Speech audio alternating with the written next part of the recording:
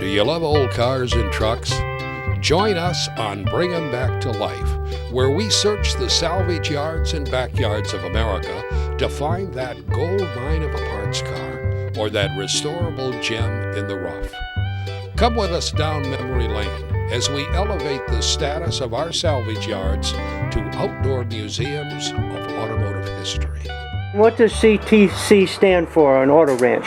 Well, you know, I mentioned earlier that we started in Louisville, and what we were doing before we got into cars, we had a construction company. And in '85, when the construction business in Texas died, I mean, the people that we were working for moved off to Florida, or I think Virginia or someplace was still doing construction. So we had our options of moving to Florida or moving to Virginia and continue working, or sell all of our equipment off and open up a whatever. So we opened up what we called the Community Trading Center. Okay. We had tractors and dozers and dump trucks and just all kinds of construction equipment. And our father had done that years ago. He'd had what he called the Community Trading Center. Okay. And we would trade, you know, if you had a car, you needed furniture, we'd trade you furniture for a car for furniture, or how neat. you know, appliances or anything. We would just, you know, anything that didn't eat. But anyway, so we had all of our construction equipment and stuff that we were trying to sell, and we had a few cars that, you know, bought and sold different times. So we got into the cars and traded our construction stuff off for other cars and different things. So we got a little bit bigger. We had a little bit of furniture, a little bit of cars, and a little bit of appliances, and just a little bit of everything. And then when we moved from our building in Louisville to another building that we just put in a used car lot that we just did antique and classic cars on. Okay. When we moved over into that, we got rid of the Community Trading Center part. So we just named it CTC's. And across the front of this building up here, you still see where it said Community Trading Center across the top of it. But, Oh, okay. Well, and I noticed that when they answer the phone, they just say Auto Ranch. So, yeah. but the card still said it in the sign card still says said it, and you know, it's just a, you know, yeah. we should probably drop it, but we say, you know, our father started it. You leave it right there. Yeah. We just leave it there. Wow. Yeah.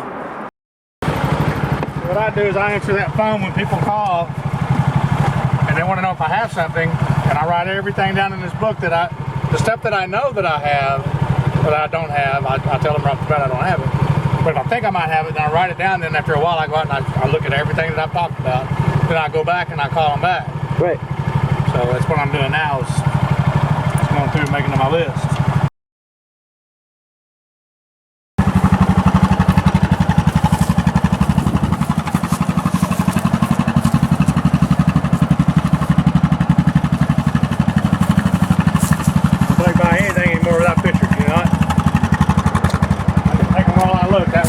Trip back out here if they want to see them. So if you show the customer that you got a good bumper for that Barracuda and they buy it, then you bring the car up, take the bumper off, bring the car back. Yeah, and then we'll bumper go in the packing department, we'll pack it up, FedEx will pick it up and ship it out. Yeah.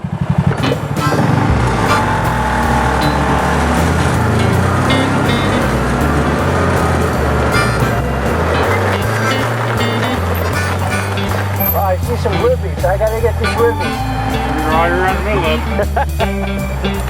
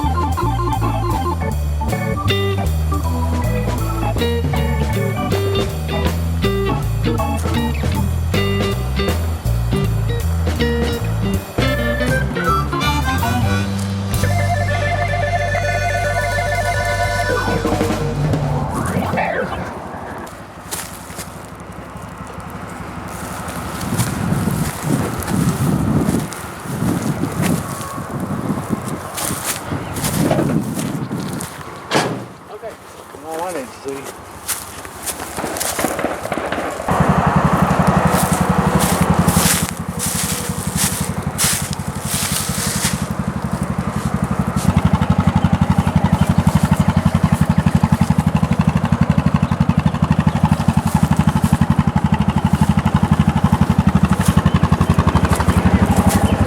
Do you happen to know what this sedan delivery is? It's like a 51, 52 Chevy. Really? Chevy, huh? Nothing left on it. It's hard to tell. No, that was a 46 or 48. Ah, okay. Actually 46, 47, I think. Yeah. That would still make an awesome rod. That would. That was Starlight? It is. Yeah. Studebaker Starlight. Yeah.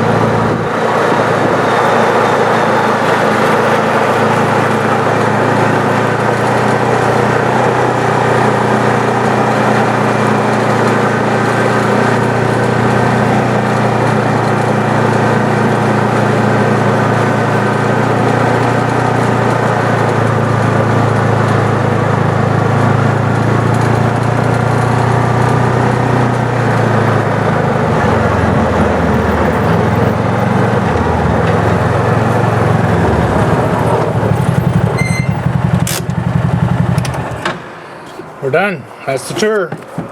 Deal. So I just said that I captured that Javelin all the way around, and you told me it's a standard shift car. I thought it was a 4-speed when I bought it, but apparently the fifth's under the seat. It's a 3-speed. It's a 3-speed, okay. 3-speed on the floor. On the floor? Yeah. Yep, okay. Factory tack, all factory gauges. Ah, that's the good package, right. We were talking about how Renee and I went to Old Car City down in White, Georgia, and he charges people one fee to go in and shoot all the photos they want. You have a similar policy. Oh, well, no, we did. We You did. Like I said, we tried to charge people $5 just to go out and look, and people didn't. They didn't like that very well. $5 to go look at your stuff. Now, you did mention, though, that you had a family, if they come in to do like a family shoot with an old car. Yes, yeah, we have several professional photographers that bring, believe it or not, they bring your senior class, they'll bring them out here and shoot pictures, family photos, wedding photos, yeah, and you know, some guys bring models out here and put them all over the cars, and we don't understand it. I wouldn't want to be in front of them taking pictures, but I see them every day. And you said that your standard fee for that is $50. $50 for a photo shoot. So, for a photo shoot for here, he doesn't charge people right now to go walking through, but they can't really just go walking through. Right, we don't really allow people, we stop letting people just go out and rummage through parts cars. I mean, it's just... they were taking parts or destroying parts? You know, not being careful with not being careful, correct, and not respecting our work. Mm-hmm. You know, right. I brought everything together here in one spot, right, for everybody to come and pilfer and be able to get what Yeah, they need to put their cars right. back together.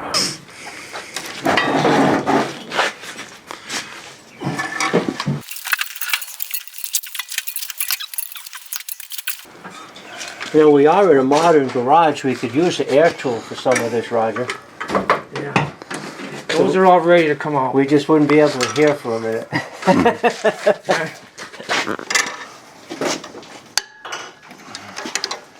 I actually don't like breaking them on air. No? No. Not on vintage with the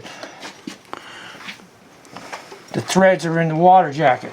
You know what I mean? You don't want to go mental with them.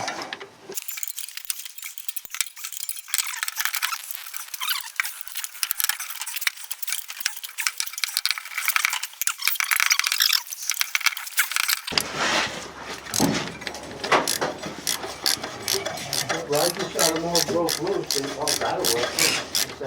You know? We're even more modern than that, Roger. Oh boy, battery. An extension or? Johnny Cannonball Baker's got all the stuff we need.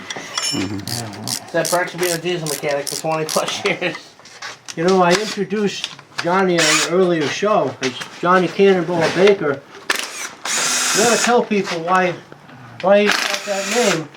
We only met a couple of years ago and became close friends, but once we started talking, we learned that my father and his grandfather used to race in New London Waterford Speedball at the same time back in the 50s.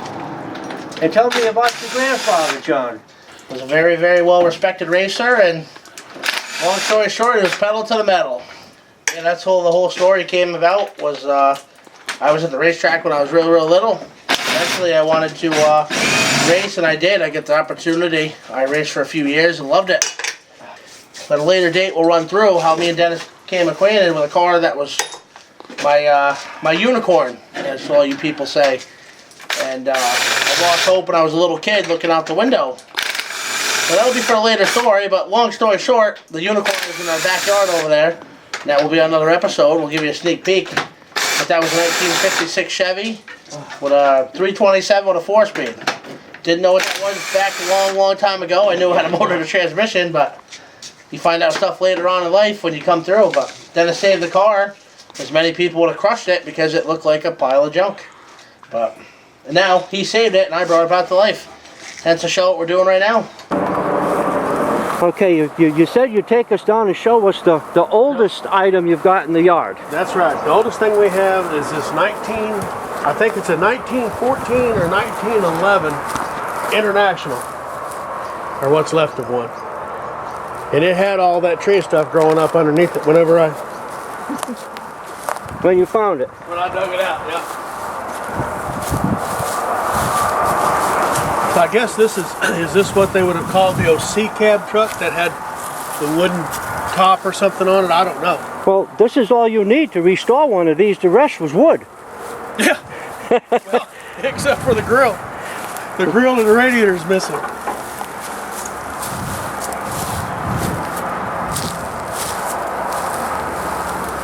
When Renee and I were way up in northern Vermont 2 years ago, we found a truck that was in just about the same condition that was a Stewart. A Stewart. And the radiator and grill was still on it. It said Stewart. Cool. So it's about the same vintage. Yeah, I hooked onto that stupid thing and the damn thing still rolled. I couldn't believe it. It still rolled. Yeah. And this one here is a 30, I think this is a 39 Dodge.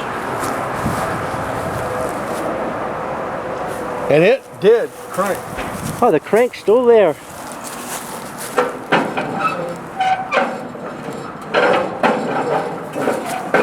Yep. So that's broken. Oh, Crank's easy now. yeah. That's a restorable cab itself. Yep. Apparently the town decided that they would name all the roads, so whoever was on the road got to name it. So they named this road Memory Lane. And we walked down memory lane. Perfect. Say you like old cars, say you like old trucks. If you've been looking for one and you had no luck, well, come along with us. trip down memory lane, on a walkabout. Hey, you'll be glad that you came.